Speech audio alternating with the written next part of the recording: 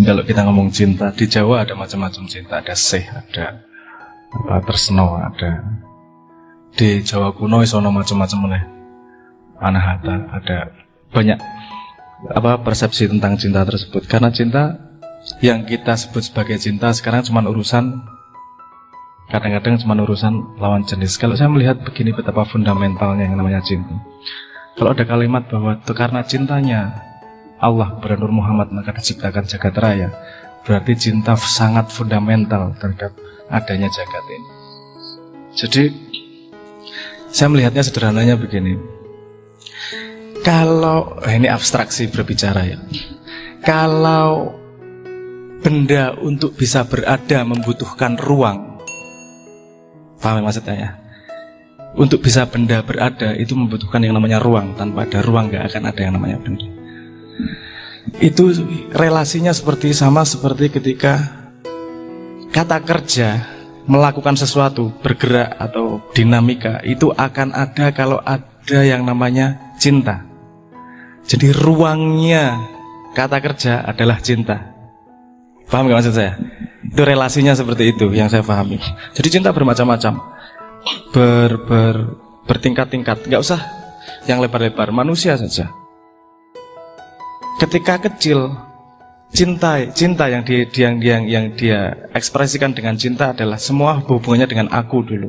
Aku senang mencintai aku. Bagaimana ekspresi dari mencintai aku? Mainanku, ibuku, iki wekku, kabeh punyaku semua, berbagi aja nggak mau. Karena itu pelajaran pertamanya dia harus ketika dia punya wadak, dia harus mencintai wadaknya agar bertahan hidup lebih lama. Dia harus menjaga badannya agar hidup lebih lama. Kenapa? Agar dia punya kesempatan untuk memahami cinta yang lebih luas. Setelah itu dewasa sedikit, remaja gini mulai diganggu sama hormon-hormon. Bukan diganggu, dikasih iklan sama hormon-hormon. Cintanya seolah-olah berkembang. Aku cinta padamu, dek. Telek. Sorry ngomong. Itu bukan kata yang buruk itu. Masa ngomong bubuk kompos, enak ya. Karena gini kadang-kadang, aku cinta padamu, ketika ditolak cintanya langsung hilang. Jadi benci. Kamu masih cinta sama dirimu sendiri kok. Cuman sekarang objeknya adalah orang lain. Mencoba mengekspresikan cintamu pada dirimu sendiri cuman lewat orang lain. Sehingga cinta itu kemudian banyak syaratnya. Kamu mau tak terusin cintanya, kamu gak mau tak ganti, tak pindah cintanya. Kan gitu. Nanti berkembang dewasa lagi, punya anak. Anda kemudian merasakan cinta itu sudah tanpa syarat kalau sama anak. Anda dikencingin mukanya sama anak, gak langsung diputus jadi anak. Coba Anda dikencingin sama pacar Anda sekarang, apa malah seneng? Loro begini malah seneng. Jadi kan beda, paham maksud saya? Ini jadi kemudian cinta tanpa syarat, cinta kepada benar-benar kepada makhluk lain cinta. Ini kalau lihat arahnya cintanya semakin lebar mengembang. Tadinya cinta yang dia bedakan adalah aku dan kamu, kemudian aku mencintaimu, padahal masih mencintai diri sendiri, cuman ekspresinya lewat orang lain. Kemudian cintanya tambah dewasa. Ini yang didorong oleh pertumbuhan kedewasaan manusia. Jadi ini yang maksudnya dipaksa oleh Tuhan untuk faham. Jadi sama anak, terus kemudian kamu cinta sama anak. Tidak ada orang tua yang tidak cinta total sama anak, bahkan hewan sekalipun. Terus nanti tambah dewasa lagi. Ini nanti kalau udah mulai berumur, dia coba cari yang sudah berkeluarga. Pasti dia mencari kumpulan yang lain. Entah sama-sama kumpulan ngaji, entah kumpulan gaple, entah kumpulan pecinta PS, apa namanya PS? PSIM, PSIS, PSK, gundulmu PSK, PSIS. Jadi aktif di RT, kumpulan RT. Jadi mencari komunitasnya agar mereka bisa mengekspresikan cinta bersama-sama. Jadi akarnya itu cinta semua itu. Jadi cinta berkembang, cinta punya banyak tahap. Dan perkembangan cinta itu juga meningkatkan kesadaran tentang aku. Kamu cinta nggak sama tanganmu? Kamu pernah mikir gitu? Aku cinta banget ya sama tanganku. Nek sing jomblo-jomblo mungkin gitu ya. Tapi kalau yang nggak jomblo nggak biasanya. Rasa mikir aneh-aneh gue. Kaki, menuju tangan lah kaki. Nek tangan gue mikirnya sabun gue. Apa kaki? Orang keceplosan sengaja. Kalau sing guyu berarti paham gue. Apa namanya? Misalnya kamu pernah mengikrarkan aku cinta sama kakiku gitu nggak? Nggak pernah. Kenapa? Karena kamu sudah tahu persis bahwa kakimu adalah kamu. Kamu cintai tanpa syarat. Nggak usah pakai apa namanya? Nggak usah pakai iming-iming apa-apa. Pasti kamu bela kakimu. Kalau sakit kamu sembuhkan. Kalau pegel kamu pijetkan. Kalau ibumu tiba-tiba jatuh di kamar mandi, kamu menolong pakai alasan enggak? Ini agar aku masuk surga, ini agar Tuhan Rano enggak ada pikiran toh, langsung otomatis nolong. Kenapa? Karena kamu akunya, aku sebagai potongan dari hidup yang diciptakan Tuhan, akunya sudah melebar sampai pada apa namanya? Ibumu.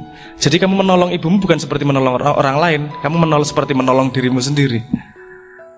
Ini kalau manusia di muka bumi sudah akunya semuka bumi, nggak perlu yang namanya toleransi, nggak perlu yang namanya apa namanya menghormati orang lain, nggak perlu pelajaran seperti itu, nggak perlu. Kenapa? Karena kamu otomatis akan melakukan. Karena itu adalah aku. Paham maksud saya? Misalnya gini, kamu ada cewek diketak palanya, kamu ngerasa sakit nggak? Orang kenal kok, loro po. Kalau nggak kenal mungkin kamu nggak ngapa-ngapain. Kalau itu pacarmu diketak orang lain, langsung cincin katok, cincin kelambi, nggawa golok. Karena kamu merasakan sakitnya. Umat Islam seharusnya merasakan itu. Kalau satu yang sakit, yang lain juga merasa sakit. Kenapa? Karena itu satu badan, ini aku semuanya. Dan seharusnya tidak berhenti di situ. Kenapa? Karena bedanya manusia dengan hewan, wadaknya sama-sama butuh makan, sama-sama butuh tidur, sama-sama butuh berkembang biak. Bedanya hanya dua. Bedanya hanya, ora hanyalah. Ada satu perbedaan yang perlu diperhatikan. Naluri dari hewan adalah memberi batas. Iki areaku, jangan ngelewatin. Anda pernah lihat kan kucing kencing di mana, anjing kencing di mana untuk membatasi ini daerahku. Dia memberi batas. Manusia arahnya adalah mengembangkan diri. Dia pengen tidak ada batasnya. Kalau sudah paham, pengen dikembangkan, lebih paham. Kalau sudah cinta, pengen dikembangkan, lebih cinta lagi, dan seterusnya. Kadang-kadang perkembangan itu arahnya paralel, bukan seri. Jadi kalau sudah cinta A, iki wis tekanu ya, sudah segini gedenya, pengen mengembangkan cinta, yuk tambahlah, gitu loh bayangannya. Kan bisa sebenarnya intensifikasi kepada makhluk yang kamu sayangi itu, karena cinta terus berkembang, cinta terus melebar. Tidak hanya kepada pasangan, tapi kalau kamu ngelihat, misalnya cowok ngelihat cewek cinta, yang kamu lihat perbedaannya adalah laki-laki mencintai perempuan. Ketika kesadaranmu naik, yang mencintai adalah manusia mencintai manusia. Itu sudah bisa siapa saja. Naik lagi, makhluk Tuhan mencintai makhluk Tuhan. Itu kewan-kewan itu dicintai semuanya. Betul kan? Bagaimana cara mencintai hewan? Dengan menghargai, memberi makan, ikut menjaga, dan seterusnya. Karena tinggal kesadaranmu di mana posisimu, itu akan mengekspresikan cintamu pada posisi yang mana. Jadi kalau pertanyaannya apakah yakin dulu atau cinta dulu, ini lagi-lagi ada limitasi bahasa. Percaya itu ada dua jenis, paling sedikit ada dua jenis. Percaya kepada sesuatu yang kamu tidak tahu, dan satu lagi percaya bahwa sesuatu yang kamu tahu itu pasti terjadi dan tidak akan bergeser. Itu dua jenis percaya yang berbeda. Saya misalnya gini, saya ngomong sama kamu, ada manusia berkepala dua, percaya nggak? Kalaupun kamu ngomong percaya, itu percaya yang tidak kamu ketahui. Paham ya? Tergantung siapa sih ngomong. Nek sing ngomong aku mungkin ya cangkem musuh paling gitu. Tapi kalau yang ngomong Pak Ustadz, mosok ngapusi Pak Ustadz mungkin kan gitu. Tapi ada lagi jenis kepercayaan yang kamu tahu itu tidak akan berubah sepanjang masa. Contohnya kamu percaya pada gravitasi. Walaupun tidak mengikrarkan kamu percaya, tapi bawah sadar di dalam hatimu kamu percaya sama gravitasi. Kalau kamu satu detik tidak percaya pada gravitasi, kamu nggak berani pipis. Iya nggak? Jangan-jangan nggak ke bawah nih, jangan-jangan malah menjerit ke atas nih, kan gitu. Kamu bisa melakukan segala sesuatu karena kamu percaya dulu nih. Nah, kalau yang tadi itu percaya apa? Yakin dulu atau cinta dulu. Saya percaya bahwa itu yakin dulu tapi bukan pada yakin kepada apa yang belum terjadi, tapi yakin kepada sesuatu yang kamu sudah mengalami dan mengetahui. Karena sesuatu yang tidak kita ketahui, kita hanya bisa percaya, tapi kalau kita mengalami, kita jadinya tahu, tidak hanya percaya. Setahu saya, syahadat Islam itu mengatakan bahwa kita bersaksi tiada Tuhan selain Allah dan Muhammad adalah utusan Allah. Bersaksi loh, bukan percaya loh. Bersaksi artinya kamu memahami betul, artinya mengalami betul. Kalau percaya Anda belum tentu. Anda percaya ada salju? Anda pernah mengalami? Itu hanya pengetahuan, bukan pengalaman. Ilmu kelakoni kandu laku kalau di Jawa. Jadi harus bisa membedakan mana percaya. Iki kosakatanya cuma satu percaya yang tidak diketahui itu tadi sama percaya karena sudah mengalami itu loh. Harus dibedakan ini. Yakinnya di mana? Kamu percaya sesuatu yang kamu sudah mengalami. Banyaknya orang kecewa karena cinta, bukan karena cintanya, tapi karena dia percaya pada imajinasi apa yang terjadi setelah cinta ini berjalan. Gue bayangin anak-anak, iku nek wis cinta engko pasti ngene bojone. Apa karena pacaran Anda belum ngerasain kentutnya juga bau. Nanti Anda kecewa kalau udah kawin. Ternyata yo mambu entute. Ini tidak seperti yang cintaku bayangkan. Bisa kecewa Anda terhadap hal-hal yang tidak Anda ketahui sebelumnya. Anda percaya pada imajinasi, bukan percaya pada realitas yang sudah pernah Anda alami. Paham maksud saya? Paham maksud saya? Ini aku sebenarnya menjelaskan pakai konstelasi pakai kosmos science ora enak. Mending ngomongnya gini-gini aja. Tadi kuncinya begini, kalau dari sudut pandang saya yang saya pahami. Kata-kata tidak cukup untuk memetakan beberapa jenis yang namanya percaya itu tadi. Kalau pertanyaan dasarnya apakah percaya dulu atau cinta? Anda tidak bisa keluar dari cinta. Anda pasti mengalami cinta sejak berada di dunia, karena dunia diciptakan oleh cinta. Cuman kesadaranmu terhadap cinta seberapa, dan pandanganmu terhadap cinta sebersih apa, itu aja. Jadi untuk level tertentu, kamu pasti kalau berjalan kan butuh kaki kanan, kaki kiri, kaki kanan, kaki kiri gitu ya. Jadi nggak bisa langsung cinta yang seperti itu. Makanya belajar dulu masih kecil, cinta sama mainan, cinta sama berinteraksi dengan teman-teman, cinta sama game dan seterusnya itu. Kemudian dia memahami ada kausalitas di dunia nih, ada sebab akibat yang bisa saya yakini karena saya mengalami kebenarannya. Setelah itu meningkat ke pacaran itu tadi. Pada pacaran, kamu lagi-lagi harus berdasarkan sesuatu yang sudah kamu alami tadi.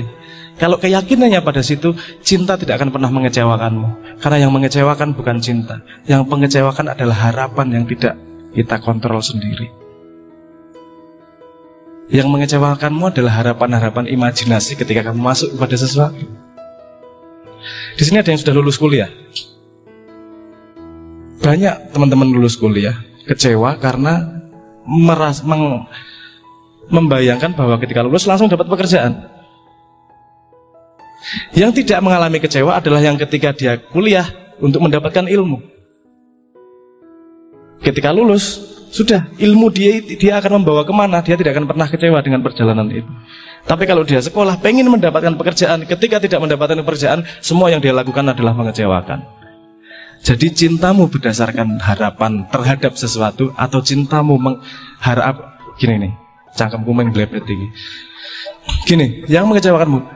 Kalau kamu cinta tadi itu kan, saya membayangkan pertanyaannya adalah cinta laki-laki sama perempuan. Coba dianalisis lagi cintamu. Cintamu hanyalah manifestasi dari harapanmu, atau cintamu adalah keinginanmu mengalami cinta yang sejati pada level itu. Kalau niatannya adalah mengalami cinta itu, tidak ada kekecewaan dalam hidup. Yang ada adalah ilmu Tuhan.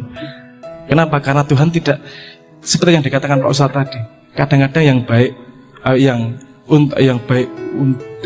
yang kamu senangi belum tentu baik untukmu. Yang kamu tidak sukai kadang-kadang justru baik untukmu. Jadi ada salah satu, kita harus percaya pada perjalanan yang diberikan oleh Tuhan itu. Jadi kalaupun nanti putus di tengah jalan, yang kecewa boleh, tapi tidak kemudian menghujat pengalaman. Kemudian tidak menghujat cintanya, tidak menyalahkan cintanya. Jadi pertanyaan apakah cinta dulu atau yakin dulu, datang dari ketakutan untuk mengalami. Kalau kamu siap dengan pengalaman itu semua adalah menuju Tuhan. Cinta-cinta, yakin akan datang sendiri. Yakin cinta akan datang sendiri. Karena tidak ada manusia, tidak ada kehidupan pun di muka bumi ini yang tidak mengalami cinta. Bedanya cuma dia sadar atau tidak terhadap cinta yang dia alami. Itu mungkin jawaban saya. Nek rada belibet dilanjutkan diskusi. Matur nuwun.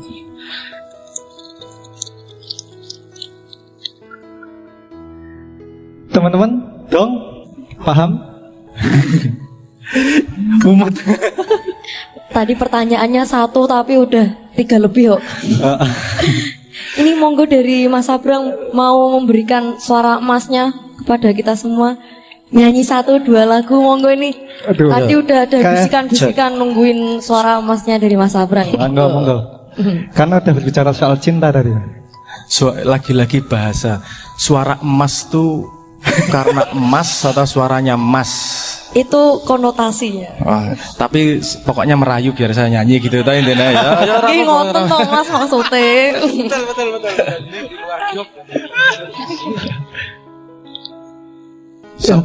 Serta boleh agak maju nggak apa-apa, boleh duduk di depan, monggo. Lebih dekat lebih baik. Silakan monggo. Nah, kan lebih asing ya. Monggo loh Mas, lagu itu saya bisa semua. Yang Putri juga boleh. Sok, nah, monggo. Karena mau ngomong cinta-cinta iki tak nyanyi lagu Ruang Rindu ya.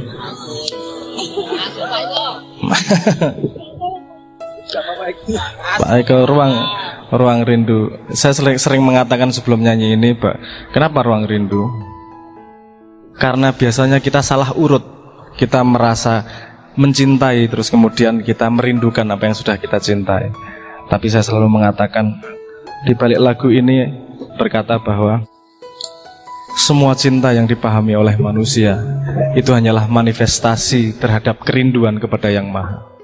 Jadi karena kamu kangen yang sejati, kamu mencoba mencari dengan cinta-cinta yang salah sangka itu.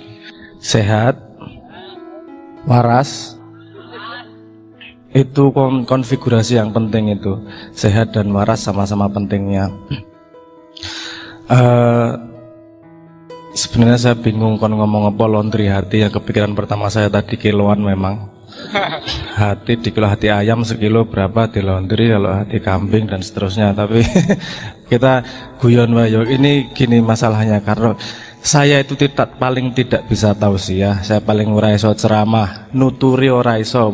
Saya cuman hidup juga, pengalaman hidup saya juga cuman ini. Jadi saya tidak akan bisa memberitahu mana yang lebih benar, mana yang salah. Nuturi nggak bisa.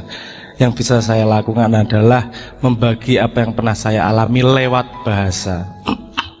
Sedangkan bahasa, sebelum saya memulai ngomong tentang laundry hati, kita harus paham bersama bahwa bahasa adalah alat yang sangat terbatas. Dia hanya efektif untuk menyampaikan informasi yang kita sama-sama tahu. Kalau kita tidak sama-sama tahu, bahasa hampir tidak ada gunanya. Yang satu tahu, yang satu nggak tahu. Pakai bahasa ampuhe koyo ngopo ora paham. Kalau nggak percaya, Anda coba ceritakan warna merah kepada orang yang buta warna. Ngasih ngoweh cangkemmu ora bakal paham dia. Karena memang pengalamannya berbeda. Jadi harus difahami dalam bahasa ada limitasi informasi. Jadi apa yang saya katakan pasti nanti apa yang saya maksud kadang-kadang ada jaraknya dengan apa yang Anda tangkap. Jadi kita pahami bersama bahwa di sini prosesnya adalah saya ngajak sinau bareng, bukan saya ceramah, bukan saya tausiah. Wong aku ki padha gobloke. Menangku cuman siji ini. Saya sudah lulusan dari penderita cacat tuna asmara. Kalau kebanyakan dari sini kan masih penderita cacat tuna asmara alias jomblo. Ada yang menderita?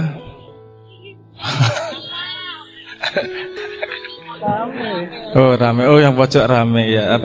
Ini ada jomblo yang memang sengaja memilih saya nggak mau pacaran dulu, soalnya saya mau konsentrasi belajar.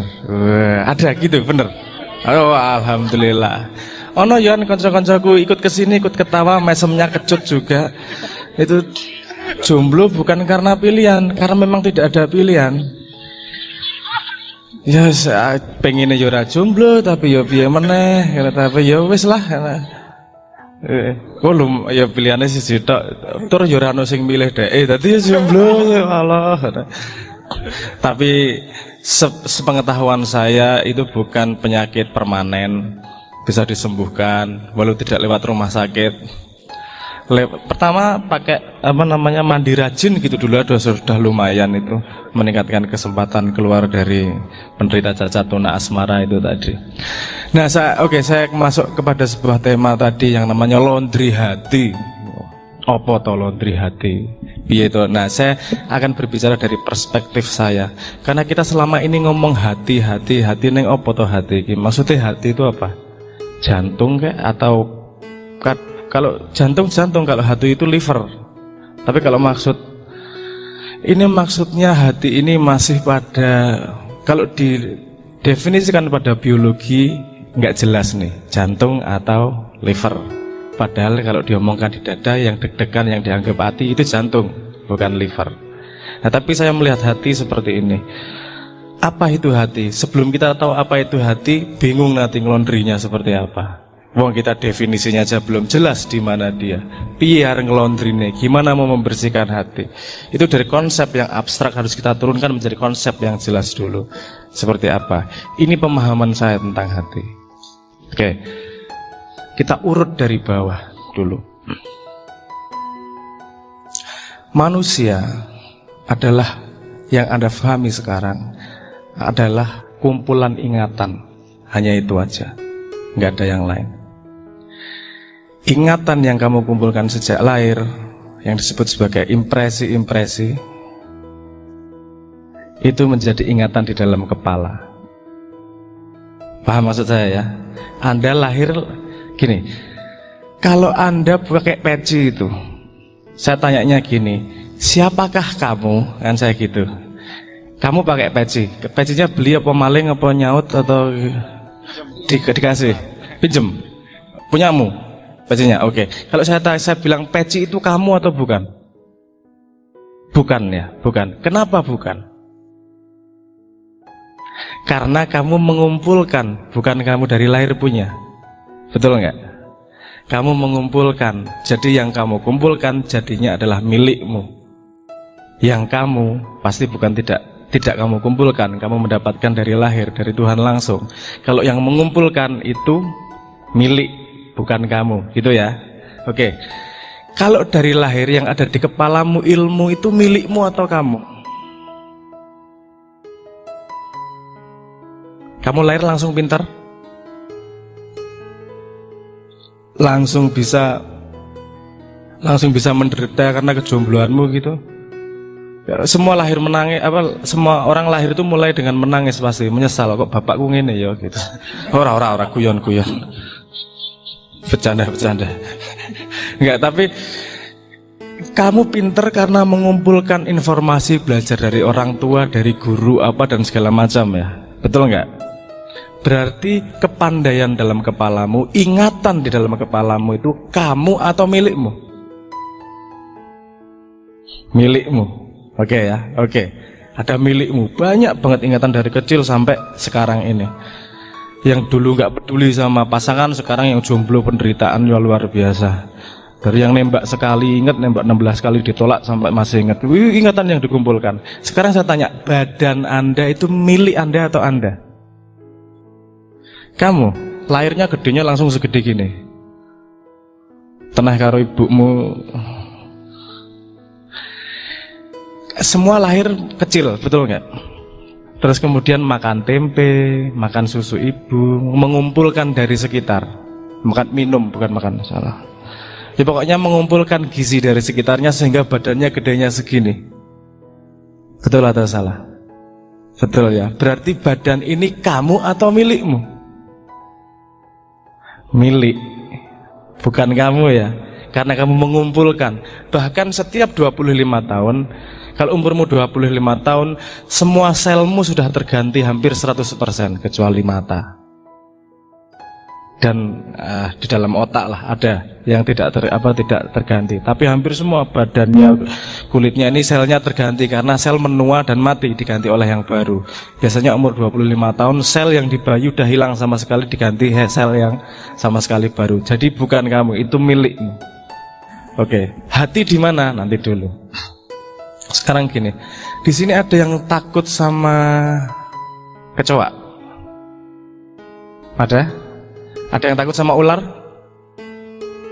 Ora wedi kabeh. Ada yang takut sama jomblo? Jomblo menah iki apa jenenge target empuk digarapi soalnya. Penderitaannya tuh legendaris soalnya. Ada yang punya trauma terhadap sesuatu. Apa? Trauma sama apa? Sama apa? Tikus. Kenapa kok tertakut sama tikus? Kok geli kenapa? Hah? Bener, kalau sama kucing punya bulu loh. Tikus juga punya bulu. Kenapa hanya bulu tikus yang kamu geliin? Kalau bulu kucing, ekornya tikus kenapa? Kucing juga punya ekor loh. Kenapa gelinya sama ekor tikus bukan ekor kucing? Beda. Oh, kucing itu lucu. Ini semua pandangan impresi. Dia belum tahu nanti kalau punya suami pas juga punya buntut walaupun tidak berbulu. Tapi rasa mikir aneh-aneh tuh. Buntut kucir gitu maksudnya. Enggak, maksudnya begini. Kemudian kadang-kadang ada hal yang kita takut. Kadang-kadang ada hal yang artinya enggak enak. Kan takut dari dalam hati itu. Terus kamu dari mana datangnya takut itu? Dari mana datangnya dari nggak enak itu? Kadang-kadang kita tidak bisa pahami. Karena sebenarnya hati itu menurut saya itu seperti interface. Interface itu gini. Di kepala kita, saya tadi sudah mengatakan memori. Di kepala kita mengumpulkan ingatan. Dalam satu detik yang di atas sadar, dalam satu detik membagi menjadi 40 frame. Di bawah sadar, dalam satu detik menampung 1,2 juta frame. Lebih banyak yang masuk di bawah sadar daripada yang di atas sadar. Itu masuk semua ke dalam memori kita. Di badan kita ada memori juga dari pengalaman hidup. Bahkan kita ingat hidung kakek kita. Kamu ingat nggak? Nggak ingat di kepala, tapi badanmu ingat. Betul nggak? Loh, ingatnya dari mana? Kalau dari ilmu biologi namanya DNA. Kamu kan lahirnya tidak langsung lahir gitu saja. Kamu disumbang oleh ibu indung telur, disumbang oleh bapak uang udara. Jadinya kamu. Bingung ora iki? Dari ibu dikasih indung telur, dari bapak dikasih uang udara. Uang udara itu bahasa Inggris. Uang itu bahasa Inggrisnya apa? Udara. Jadi orang enak ya ngomong ngono gitu. Ya uang udara lah, gue ngerti bahasa Inggrisnya lah. Uang udara dari bapak kan dipinjemin setengah dari bapak, dipinjemin setengah dari ibu. Selmu dari mana datangnya? Dari semua ingatan orang tuamu. Orang tuamu, selmu ingat rambutnya Nabi Adam seperti apa? Karena kita semua berasal dari Nabi Adam. Semua keturunan Nabi Adam. Kita ingat matanya mbahmu seperti apa, badannya, walaupun otaknya nggak ingat. Kalau kita lebih dalam lagi, semua sel mengandung atom. Kalau kita bisa mengakses ingatan atom, kita bahkan punya ingatan dari sejak terciptanya jagat raya sampai sekarang. Nah, lihat, ada banyak ingatan. Ingatan yang dari terciptanya jagat raya sampai sekarang ada di dalam kita. Ingatan dari sejak Nabi Adam sampai sekarang ada di badan kita. Ingatan sejak lahir sampai kita dewasa ada di kepala kita. Kalau semuanya diproses sekaligus, dia akan menjadi sesuatu yang sangat rumit. Makanya ada yang namanya hati. Hati adalah bagaimana kumpulan informasi ingatan itu semua untuk agar kita tahu apa yang harus menjadi rambu-rambu berikutnya. Kadang-kadang orang enak orang pas Padahal kadang kita nggak tahu kenapa kok orang enak ya. Itu kan kumpulan dari ingatan kita semua. Dari memori yang pernah kita alami, bahkan yang tidak kita ingat-ingat oleh kepala. Dan juga ada memori dari Tuhan langsung Bahkan ketika sebelum kita lahir kita berjanji sama Tuhan, kita ingat, ada ingatannya di dalam hati tersebut. Jadi kalau hati itu seperti gini, kalau Anda dapat rapot tuh setahun berapa kali sekarang? Setahun 2 kali ya? 2 atau 3 kali? 2 kali, oke. Rapot itu adalah akumulasi dari semua yang kau lakukan dalam 1 semester, betul nggak?